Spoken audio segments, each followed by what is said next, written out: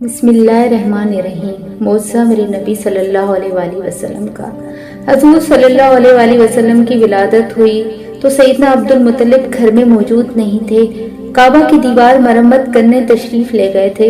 अब्दुल मुत्तलिब फरमाते हैं कि मैं मरम्मत के बाद काबा का तवाफ कर रहा था। मैंने देखा कि बैतुल्लाह चारों जानिब झुका और मकाम इब्राहिम के जानिब सजदा में पड़ गया और तकबीर और रशी की आवाजें आने लगीं।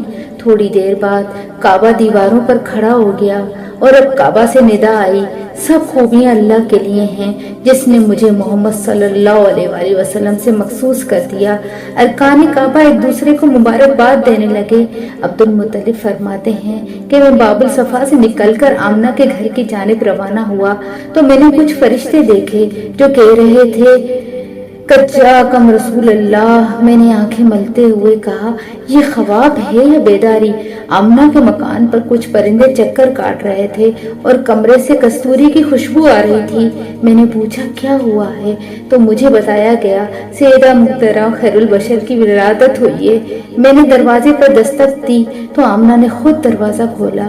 उन पर नफास का कुछ असर न था। मैंने आमना से पूछा, तुम्हारी पेशानी की चमक कहाँ गई? आमना ने कहा, वो चमक दुनिया में उतर आई है।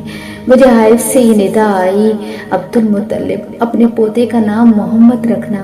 उनका नाम आसमानों में महमूद, तौरात में मुबीद, ज़बूर में हबारी, इंजील में अहमद और कुरान में तहा और मामा है।